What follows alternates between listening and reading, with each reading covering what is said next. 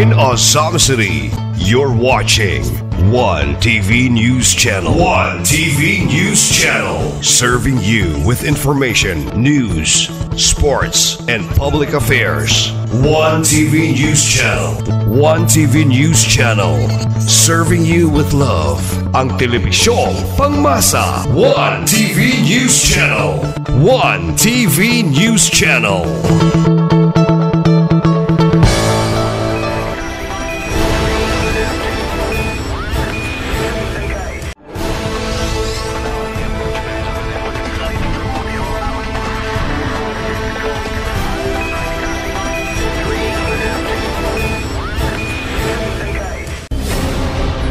One TV special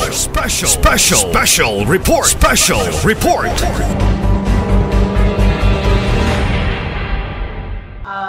Jantel, excited kaayo ang mga tao gani gahapon naghatag na ta sa ilaha og orientation sa mga vendors nga mag-operate dinhi karon sa Afdal Street muna atong gi-close nga lane para sa weekend market and night cafe. So magsugod na ta gyud karong April 5 karong adlaw at 5 o'clock in the afternoon o taman sa midnight unyang gabi and succeeding days Saturday and Sunday. Ma'am, pwede na to ma-specify aha ni dapit nga area ninyo gibutang ang weekend night market and night cafes? Facing the entrance of the wellness park. Dito sa Barangay Triunfo. By Triunfo. So, ang likod is ang kota, ang dagat, no?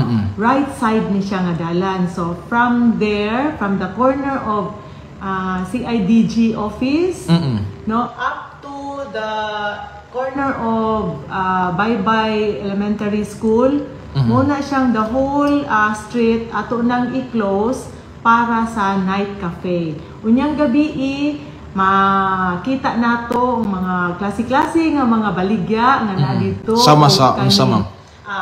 Ukay of course, mga accessories, fashion accessories, o mga restaurants, mga barbecue, unsa pa mga coffee shops nga naa dito mag-operate. So naapod sila dining area, mag-provide sila mga tables and chairs para maka-relax ang mga tao na to, mag-shopping dito, then at the same time mag-kape. So kinikilid sa Wellness Park, in short, Wellness Park diri sa right side. Sa entrance sa katong gitukuran sa una sa booth sa per barangay. Katong area. So sayon na tultulon gyud. Sayon na kaayo. So na kaayo.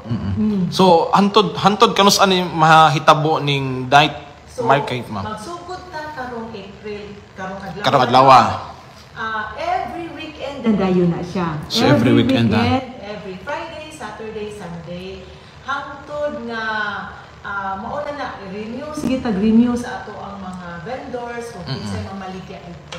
So ang time niya ma'am mag-open by 12 noon. Midnight. Then the following day, 12 noon na po to 12 midnight.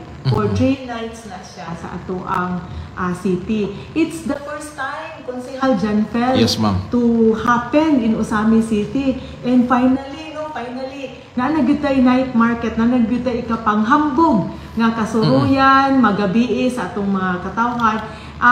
Hoping ang Usami City mabibo na, mabalik na sa normal na itong activity after sa COVID pandemic. Pero, i-implement nga po na to ang curfew. Manang tama na sila 12. Naagya po na curfew nga 1 o'clock in the morning. So, sa ito pa tama na sila sa 12 o'clock para na po sila tayo makapanghipos. How about man, doon na ba yung mga alcoholic drinks nga baligya ang uban nga mga booth dito? Yes, Unya dapit? mga restaurants, mga cafes, pwede sila makaserve, no? O alcoholic drinks, sama sa kanang mga beer. Oy, advertise na to. Sa mga beer. Mga beer. Pero kani siya, dili ni siya i-allow na to nga naay serving or drinking of alcoholic drinks dito sa sulod sa Wellness Park. So bawal sulod sa Wellness Park? Bawal sa Wellness Park. Outside lang siya? Only the mga booth lang? Yes, dili pwede nga sa booth ta mo palit o ilimnon. Dayon dalon. Dayon dadon na to sa sa Wellness Park. Bawal. Minaw ta dito sa amphitheater. Okay, so doon na pa'y kalihukan sa amphitheater niya. Unsa man na siya, ma'am?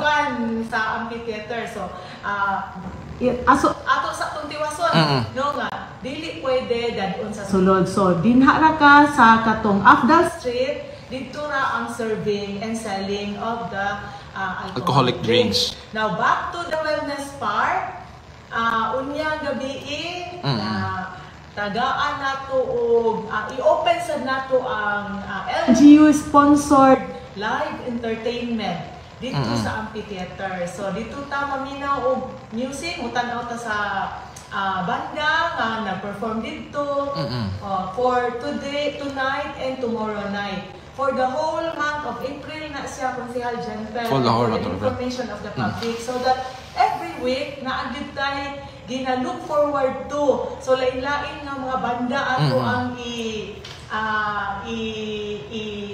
tawag itap, no? Para sa ato ang usamis nun. So, unya ma'am, unsang banda acoustic unya ang magkuan present? Nahibawan ako si Archive. Archive unya ang magkuan. Local bands na siya, Konsehal Gentle. So, support local gid ang atong gihimo, ha? Support local businesses. Ma'am, we support local artists. Okay. Ma'am, how about kay naanda na to, then in the evening, mag-close na ang Wellness Park? Yes. Pero ato nag-extend tungod aning activity. Unsa may pamagi? Tama na gud siya sa 10 o'clock. 10 o'clock. Tama na gud siya sa 10 o'clock. Close na gud ang Wellness So mag-close ang Wellness Park, ang banda pod pag alas 10 sa gabi. Wala na pud tay banda. Wala na banda pala 10. Pero ang sa 10 kay syempre mag-pack up pa. Pero ang ato ang tawag aning katong atong mga booth nga naa sa kilid sa Wellness Park until 12 pa sila. Until 12 midnight. So at least dili ra kayo mabitin while inom. Magdali-dali, no? Ang mga katong gusto nga mag-enjoy pa, nga mo spend pa mo enjoy pa sila sa night. Kay Friday night, weekend night. Ma'am, as chairman sa Committee on Economic Enterprise, nganong karon panighimo sa tong administrasyon? Kani siya daghan na di kaayo na ka hunaan no. Okay. Nga kaning mga activities nga mag night cafe kay night market. As we all know, night market as we all know, ginabuhat naman ni sa uban mga syudad, LGUs. Silingan nato nga mga syudad. Especially sa mga dagko nga syudad. Galing lang kay pandemic lagi katong 2 years to more than 2 years nato nga pandemic nga hipos gitang tanan. So karon lagi nato na pasugdan gyud og seriously nga opening it formally sa tanan.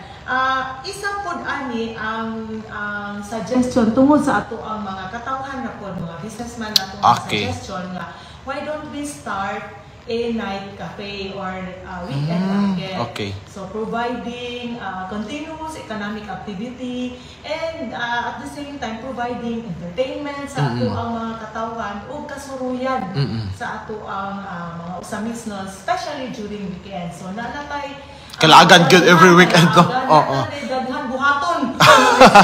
Yes, of course. So I'm sure nga mag-abot-abot at tapuhon dito in following mga weekends pa ang mo labay kay I'm sure Ma'am Cecil laag man dito kay mamalit man pod mag-shopping. Dito kay ganahan sa tangutanaw kung sa may mga bago na yes wala ka ukay-ukay dugay-dugay na sa ta wala nakatilaw sa ato mga local mga coffee shops nato daghan kitag mga restaurants dinhi nga ato agyud local no nga wala pa nato na try so it's high time na nga we can go to the weekend market and night cafe and enjoy the product of Osamis.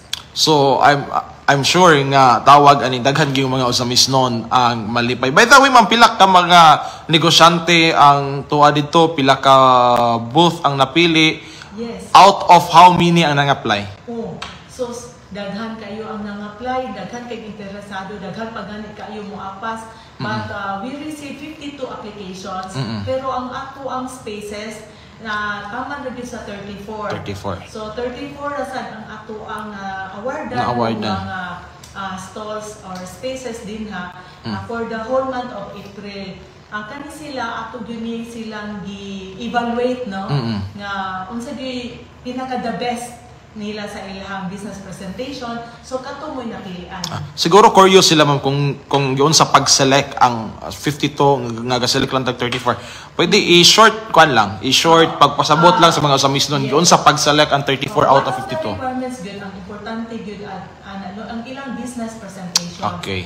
Usi pasabot umingon tag business presentation mo. Ilang baligya, Like kung unsa ang ilang product na ibaligya. So we always naman to dito nga we welcome mga dry goods nga mga nature of businesses, mga coffee shops, restaurants, pagkaon, mga novelty items o mga pasalubong items, mga so pag-apply nila, nag-present sila sa ilang mga capitalization, sa ilang siyempre ilang capabilities, no, to operate such business, and ang ilang product presentation. Ang ilahang facade sa ilahang brand name. Total 3 days per week naman po sila mag-open. Friday, yes. Saturday, and Sunday. Sunday. Siguro ma'am, ang uban po ron ma'am maglibog. Doon na naman tayo Wellness Park. Nganong doon na pag yung mga booth sa kilid, dili ba mag-conflict ang mga baligya? Giunsa na to na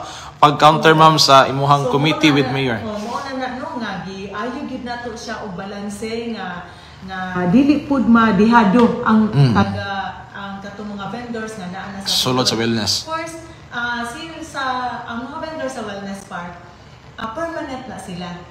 No? Ang kaning sa weekend market, weekend na gid pod. Friday, Saturday, Sunday sila maka-operate. We also give chance to the vendors inside the wellness market to extend their business. So nasa ilang booth sa gawas? Sa gawas. So we also give them also the priority. So naay pila kabuk mga unong siguro to sila nganing apply po sa gawas para na po sila extension. And of course, kabalo na sila nga unsaon pag-present nila silang product na dili ra pud kaayo mo ingon nga makompetensya sa sulod or redundant. Correct. No? Balik-balik na. So, maayong kayo ato ang mga mo na part of the business plan nila nga gi-present. So maayong kay sila mo market sa ilahang ilahang baligya. So para dili masunghan ang mga tao. Kumusta ma'am ang seguridad sa ato ang mga kanang mga usamis nun mo bisita dito? And I'm sure nga murag busy gyud labi na unya kay mo gyoy opening sa night market unya alas 5. Kumusta ang I mean the arrangement preparation we are so proud no sa diri sa atong usamis nga in every activity that the LGU will come up with na agyud kanunay ang ato ang suporta sa ato ang PNP. Of course. Anytime manawag ta silang assistance na agyud sila, and we ensure police visibility within the area, and ato akong CTMS nato nga mga personnel na humana na sila o plano, humana na sila o meeting. Sa dapat parking. Yes, in preparation for the karon gyud grand opening. So we expect really ato ang mga usamisnos nga magtapok pa dito karon taod-taod. Alas 5. Kapit na pila ka oras na lang. Dayon ato mga vendors kung makauban siguro makalabay dito karon na gyud busy na gyud kaayo ang ato ang mga vendors o ang ato ang City Economic Enterprise Office under the management of Sir Jaime Tumada. So na may kuta dira duol ma'am so magsugod ang ato ang music after na sa misa sa kuta sa hapon. Yes. Isip pagrespeto pod sa for today medyo sayo-sayo ang ato ang music entertainment. Magsugod after 6 o'clock. Pero succeeding schedules or days, like tomorrow Saturday, and the next Saturdays after. Next weekend. Mag-start good sila after 7 na ang music. Ang music. So, unya, kay mamay launching, marag sayo-sayo na lang. Sayo-sayo na unya, kay Friday mong nabay misa karon sa... Marag na hapon, 5:15. Day 5:15. We will wait for the mass to end before we will start the music entertainment. Ma'am, kasi maguna sa launching niya, ay nga ipigayon nga launching. Of course, kita tanan dyan, Pel, matugid ta, including me. Muadto ta dito to show support to our local businesses. Yes, of course. And to do, of course, the official ribbon cutting of the said weekend market and night cafes. So hoping nga magpadayon pa, no? Okay, I'm sure mo na giapngan, especially nga maka-mention tag gi-allow na di ay ang pag-serve og alcoholic drinks. Yes, ni-allow ta because they also applied for special permit. So kay katong na-pass ka ordinance, di ba? Yes, kay tungod sa naatay na-pass na ordinance na you apply for a special permit and then you can serve. Kay na may uban diners nga mangita man gyud og of course a glass or a bottle of beer soju or soju. Yes, while favorite drink. Pero it doesn't mean nga kung nagbaligya na tao or musor na ganit ang liquor, it doesn't mean nga kinahanglan maghubog-hubog yes. Careful yun, ha? Careful. Ana lang siya, no? Na musor. Chill lang bali. Ginagmay lang. But that doesn't mean or that doesn't encourage for us na irresponsible drinking. And remember also nga no drinking in public. So you cannot take out your drinks outside anytime, anywhere outside the premises. Like that would be drinking in public na anapod na penalty. Madakpan na pod sila. Just like smoking. Oh yes, no, bawal gyapon sa public. So ato pahimang no nga careful lang gyapon, dili lang palabig inom. Kaya I'm sure daghan gyud mo visit, ma'am. Samot nakabalo sila nga doon na bitay mga kanang tawag ganing mga band. Difference, no? Serve the liquor, but it doesn't mean na kinahanglan mahubog ang atong customer. Sa nato undangon, no? So labi na kay doon na puy okay unya. So I'm sure ang mga okay nato ng mga vendors nagpagawas nato sa ilahang mga bangko. Nangandam, of course. I'm sure, nga mga katong ang ilahang presentation nindot kay ilang mga product na baligya. Shoes, bags, clothing, children's clothings, dayon naputoy mga bedsheets, daghan. So sige ma'am, siguro na explain naman gyud nimo ang ipahigayon karong hapon alas 5. So again, i-invite ang ato ang mga usamis noon and of course atong i-invite ang ato mga silingan nga mga LGUs in behalf ni Mayor Indy Waminal. Yes. Go ahead ma'am. So for sure no nga bahala na og magbalik-balik ko og istorya nga ali na mo magkita-kita na ka dito sa ato ang sa ato ang Asenso weekend market and night cafe opening day na unya at 5 p.m.